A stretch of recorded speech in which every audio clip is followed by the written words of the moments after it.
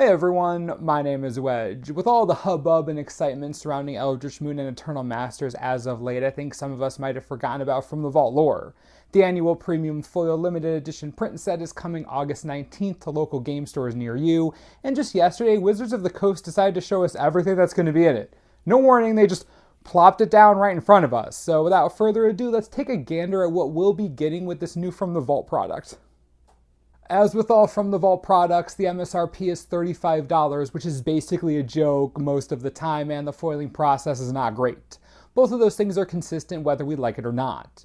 As mentioned before, this year's product is themed around the lore of the MTG universe. As we talk about each card, we'll touch on its playability, story impact, and usefulness as a From the Vault reprint. Fun.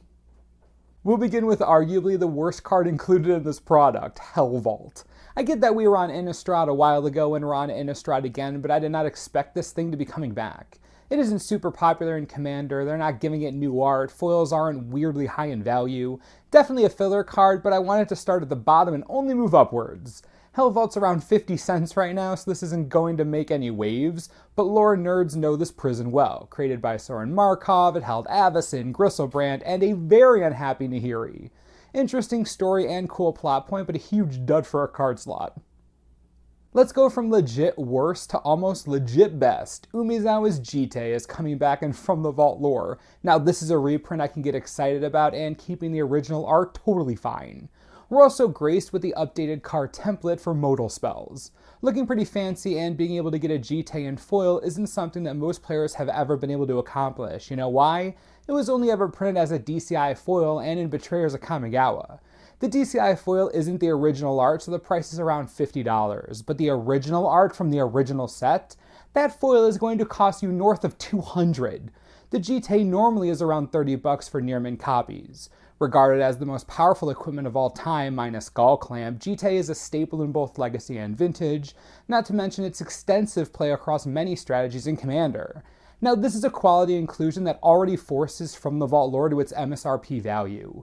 Don't have to worry about there being money in the set now, there goes the neighborhood already. A set about lore wouldn't be done right if there wasn't a villain to bring it all together. Memarc is that super villain. A creation of Karn himself, Memarc was originally designed to protect Argentum, a plane also created by Karn. Of course, shenanigans ensued, Memarc touched Phyrexian oil, and then you can imagine how things went after that. Argentum became Mirrodin, Memarc turned the entire plane into a factory that basically tried to ignite a planeswalker spark in literally anything so Memarc could be more like Karn. It was an ugly time, but suffice it to say, Memarc is a true baddie. That's what the Mirari will do to you. Did I not mention that? Yeah, the Mirari was used to make Memarc, so what could go wrong, right? Everything. Phyrexian Processor is a bit of a weird inclusion in this product. The Phyrexians have existed for a long time, certainly much longer than their stint on Mirrodin. Their beginnings go all the way back to the Brothers' War, Weatherlight block, Urza Saga block, the height of the Phyrexian menace. The Phyrexian Processor is more of a symbol than an individually exciting lore piece. It's the design concept of the Phyrexians. It doesn't matter how much pain or death it takes, creating the most powerful being, that's what's important. While the card is cool, there are many more they could have chosen to represent this idea. They used the worst version of the artwork, the card's barely $1. I suppose getting it in foil for the first time is neat, but still. This is down there with Hell Vault. Certainly a cool card, but it feels a bit wasted as a slot in this product. Next up is Mind's Desire. Yes, this is a sweet card. A more direct look at the power of the Mirari. This infamous storm spell has been among Magic's most popular for a long time. It sees play in Vintage Storm, which is cool, and limited play in Commander under the banner of Melik, Mizzix, and Narset, among a few others. Mind's Desire has always been a cool card, and while its price isn't anything crazy, foil versions are $15. What makes this truly special, though? New artwork. Adam Paquette absolutely knocks it out of the park with this. You can't tell me that art isn't amazing. I'm definitely looking to get one of these, even if I don't get the set. New art is always a nice reason to invest in a set like this, and Mind's Desire? So awesome, big fan, definitely a step above the Hell Vault and Processor. Let's stay on Dominaria for a second and move back to the Weatherlight Crew's storyline, Unmasked. Truly an amazing card, has a ton of lore significance. Volrath, one of the biggest bads there ever was able to infiltrate the Weatherlight Crew long enough to wreak havoc and eventually kill Stark, who at the time was assisting Gerard in his quest on Mercadia. If you want more information about all this, you can click this link. Trust me, I got your back. Anyways, while Unmasked is only a couple dollars non-foil, foil versions are upwards of 40. You can bet that this printing is going to make that price go down a bit, but at least it'll give players a chance to get one on the cheap. Legacy Reanimator players must be happy about that. They even included the original awesome artwork, so not bad. Might as well stick it out on Dominaria while we can. Obliterate is getting the From the Vault treatment. All you have to know about this card is said right in the flavor text. Baron was a powerful wizard who helped Urza bring the Tolarian Academy to prominence. It was the staging ground for much of the conflict between the Phyrexians and people of Dominaria. When things finally got bad, like really bad, Baron ended it, all of it. Obliterated the entire Academy and everything around it. While normal versions of the card are around $2, foils are upwards of $11, no doubt in part because some Commander players really like the card. Especially Joyra players. Don't even get me started. Anyways, original art's fine. Glad they kept the good flavor text instead of the crap 8th edition flavor text. That was awful. Filler card, I think, but they could have chosen worse. As far as lore is concerned, almost can't do better than something like this. Makes sense to go right from Obliterate into Hilario West. Around 300 years after the Tolarian Academy was destroyed, Hilario West was built to honor the original. I like having both Obliterate and Hilario West in the set now that I know the land is included. Besides seeing very limited play in Modern, Hilario West is most played in Commander as a pseudo-tutor, something that the format is always in need of thanks to its transmutability. Beyond that, the card has only ever been printed once, so it is worth around $5, with foils above $20. Keeping the original art is also a nice touch. It'll definitely help players get foil copies without having to break the bank. It's a decent inclusion. Cabal Ritual is back with new artwork. Heck yes. For those who don't know, the Cabal was a crazy evil cult that existed on Ataria and was focused on during Odyssey block. Favorite block personally. Rather than a specific event, Cabal Ritual represents the entire cult. The cult that brought you braids, chainer, Cabal coffers, even possessed the Mirari for a while. The Cabal were friggin' cool, and Cabal Ritual getting reprinted is a nice ode to the organization. The card is played in both Legacy and Vintage as well as Pauper, so you can imagine it legitimately has value. While non-foil copies will cost you less than $1, the foil version is upwards of $15. That'll happen when you've only ever had one printing. This new printing with sweet new artwork will help the price and be a nice pimp version for players to get if they don't want the original art version. It's good stuff. Next up is Gliss of the Traitor. Talk about tragic. Defeats Memarc, is basically blamed for everything bad that ever happens ever by her own people, then is eventually taken over by the Phyrexian invasion and becomes stupidly powerful as a slave to one of the Praetors.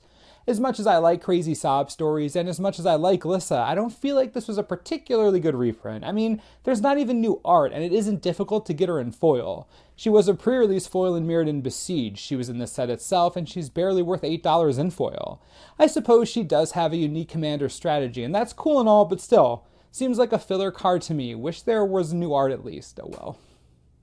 Near-death experience. Oh boy, talk about the filler of all filler. This one is not great. No new art, no new flavor text. You definitely don't need me to explain to you what's happening here. It's Gideon fighting the Eldrazi on Zendikar. Nothing new at this point.